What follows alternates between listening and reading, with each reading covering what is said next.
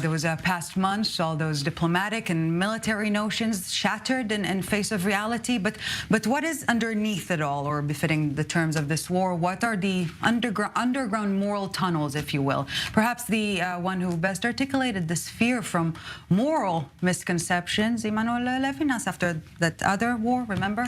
Everyone will readily agree that it is of the highest importance to know whether we are not duped by morality itself.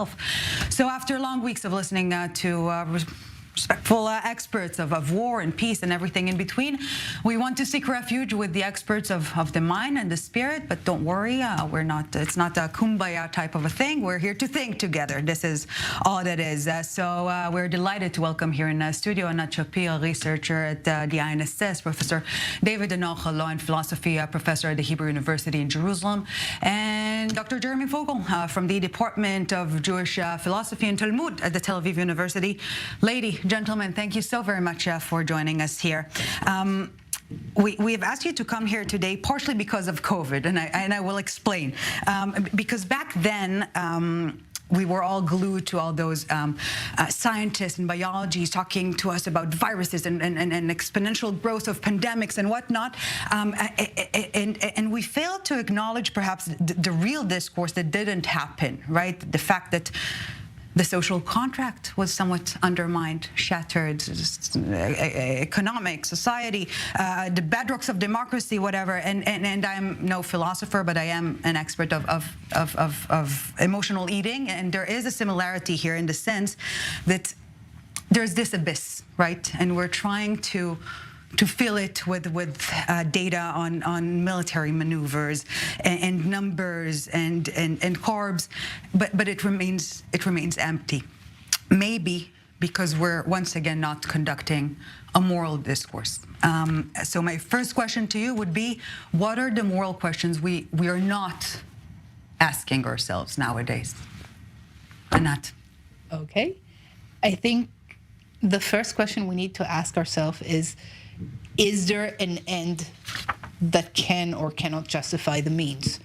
Ultimately, we all think that Israel has a right to defend itself, I think. I think we all agree that certain actions that Israel conducts are within that right. But there is a question of, will there be a price that will be too much? Will there be a price that we say, this is not something that we're willing to pay? And I'm obviously talking about a moral price here, not necessarily a casualty price. Even if that means the defense will no longer be as we would like it to be. So I think that is a key question that we need to ask ourselves. Professor Enoch. I think I agree with Anat, at least to an extent. We have been overwhelmed by grief and by anxiety and fear, and also by anger and entirely unfair criticisms of Israel, even before Israel responded. But it's really important not to let those emotions, justified and understandable though they are, to blind us in the face of what are perfectly legitimate criticisms, or at the very least, questions. And here the kind of question that Anat has been referring to is crucial, and it's perhaps especially important to note how little, even just by way of media attention, right, the fate of many innocent civilians in Gaza is even getting. Just attention, just pretty much almost all of the mainstream media in Israel is doing whatever in its power to hide these facts from us, so that they don't even become a part of our national discourse. You mentioned Levinas, there's no face, right? I'm no expert on Levinas, but I think that if we had been seeing regularly on Israeli media the kind of pictures that everyone else around the world is seeing, at least the discussion would have been different, although many of the important questions would have remained open as to what should be done and how. Right. But at the very least, if we're going to create such horrible suffering, we should be willing to face it directly and see whether it is and undergo such horrible suffering. And in this respect, perhaps, and I'm saying it with caution, when we talk about collective trauma, we're nullifying to an extent a moral discussion or a political discussion. And in this respect, Dr. Fogel, you know, we were naturally drawn to biblical comparisons during this war, but too often, it is actually wearing this mythical outfit in the sense that those virtues and vices, those traits are almost becoming human actors in this play of horrors, as in, grief, revenge, violence, good, evil. What do you think? Well, I would say perhaps in continuation of what Professor Enoch was saying earlier, that and thinking of the very famous Socratic saying in the second speech of his apology, of his defense at trial, when he says that the unexamined life is not worth living, that he can't stop doing philosophy because asking these questions about morality and the good is what makes human life worthwhile. Socrates never at least according to some interpretations, answered the question of what the good life is. But he kept asking the questions and pointing us to a direction wherein the very fact that we are asking these questions, dealing with them, struggling with them, is already a very significant aspect of us trying to live as moral beings. And I think that a lot of the questions that are raised by this horrible situation that all of us are experiencing might not have simple solutions, or they might not have any solutions that we are able to come up with. But the very fact that we are struggling with them is already something that is deeply important. And I think that it is also a moment, because the effect, the horrors of the 7th of October attack had on kind of the Israeli mind, Israeli subconscious, the way in which we were immediately drawn to past trauma, whether the trauma of the 73 war, the Holocaust, or to like biblical themes that form part of our collective subconscious, or not subconscious, just conscious, really, is on one hand, of course, very interesting, fascinating, unavoidable. On the other hand, I think it's also an opportunity, again, to think very, very critically about what aspects of the biblical heritage we wish to emphasize and we wish to maintain. The Bible clearly is a book that dates from the late Iron period or from the Persian period. It collects very ancient texts that were relevant for its time, but it's clearly not, I think, a mythology that we have to follow to the letter. And I'm thinking, for example, about the repeated quoting of the passages, the horrendous passages in the Bible against the Amalekites, which completely blind us from the fact that the suffering that is being imposed, justifiably or not, is on actual human beings, and it's not some kind of mythological demons we have to try to eradicate, which unfortunately is a voice that is being heard loud and clear in some of the most radical parts of Israeli society.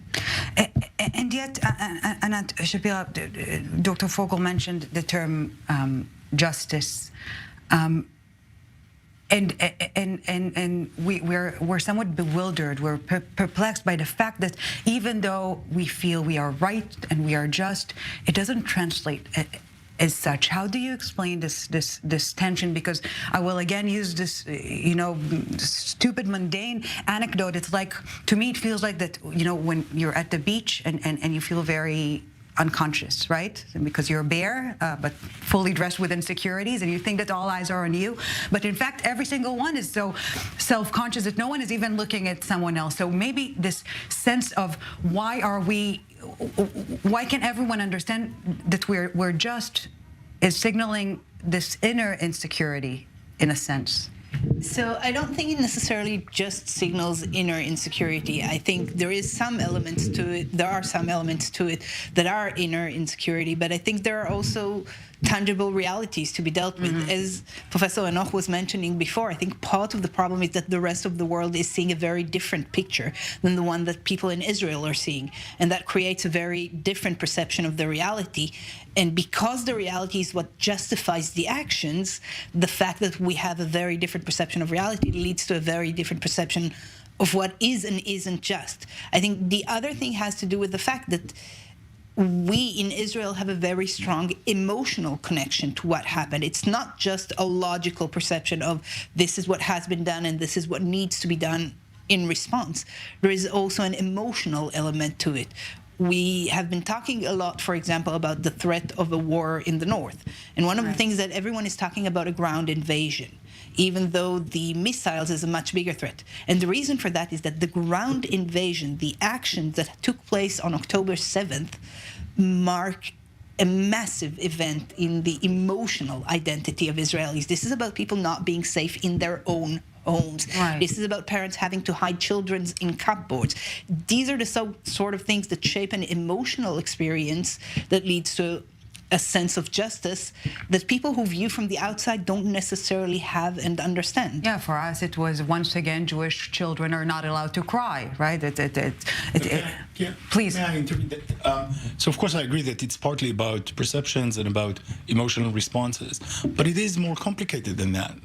It has to be admitted that we are far less just than we think. The immediate response to October 7th, that was justified. The need to defend Israeli civilians, of course, that is perfectly justified. That doesn't mean that every single measure within this war is justified, and in fact, many cannot plausibly be justified, either morally or legally. We can give examples if you want. But also, I want to give an example. So at the beginning of this war, I was actually in the UK some of the time with my family, and I had this conversation with my daughter after she witnessed some protests, and at some point she said something like, things would have been so much easier had Israel always been okay otherwise.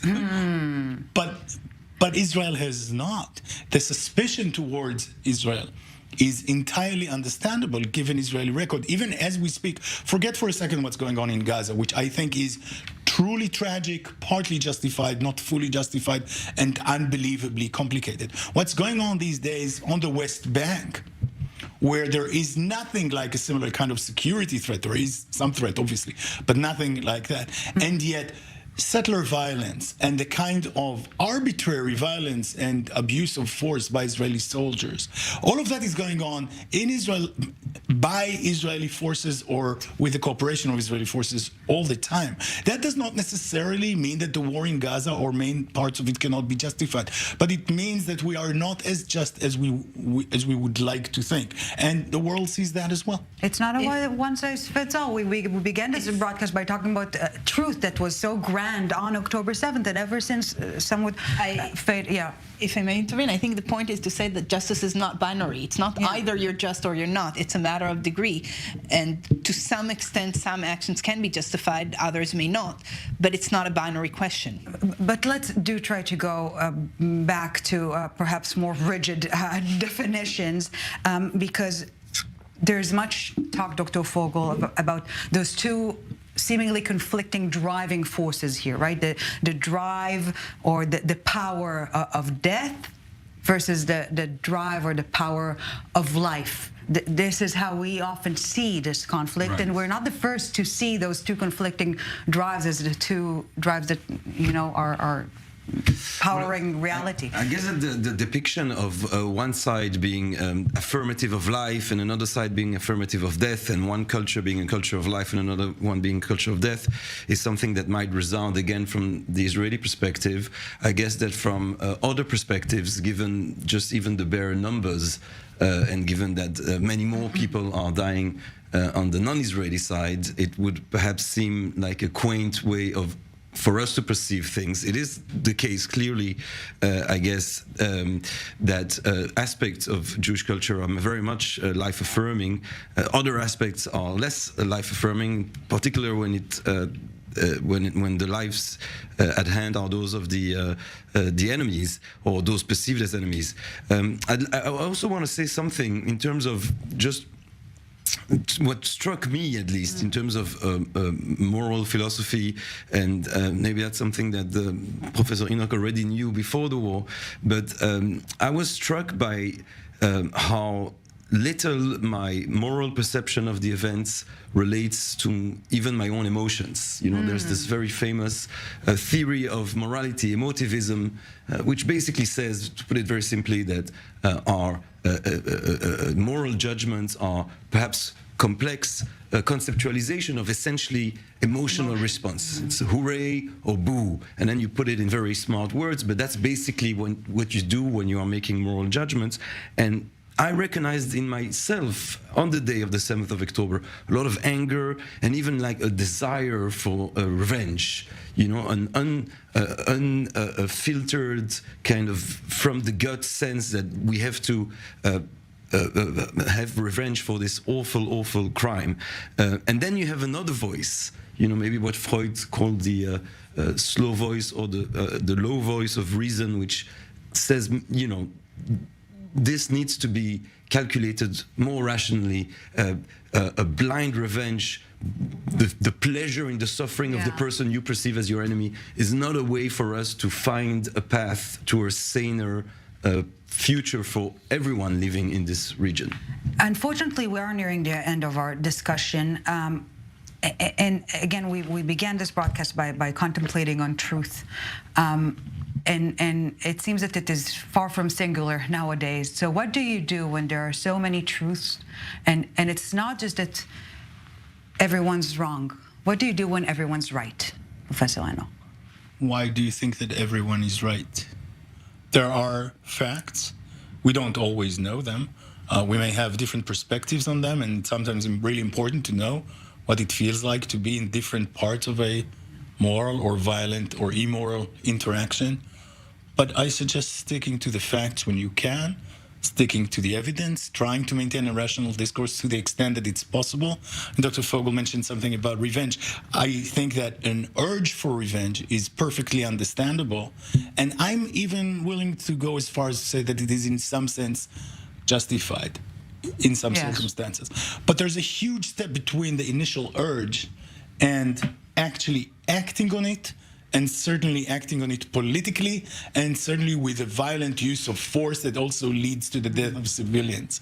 So even if the initial urge is justified, and there it's okay if people feel what they feel, when you proceed to the political use of force, I want to stick to the facts and to the evidence as far as is possible. Truth still matters. Well, we just had a segment on AI. Facts are dubious these days as well, and not really in a sentence, if you will. So I agree mostly with what David was saying. I think it's not true that everyone is right. I think perhaps people have partial truth, but that's in part because they have partial evidence.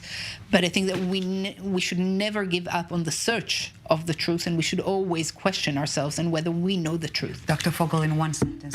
I would just say that I think we live in a time where it's become extremely expedient because of the clickbait culture, because of social networks, to have very singular, sloganic kind of thinking, and reality is multi-layered, and it might not be many different truths, it might be different perspectives, and it would be important, I think, for anyone to want to think constructively, to take into account the various perspectives and not only see things through their own. Well, I can say that this discussion dismissed my urge of emotional eating, but perhaps this is tiny bit less bottomless, let's put it that way. Lady, gentlemen, thank you very much. And as always, the question is not just what is the future or the fate of the enemy, but what will be on us.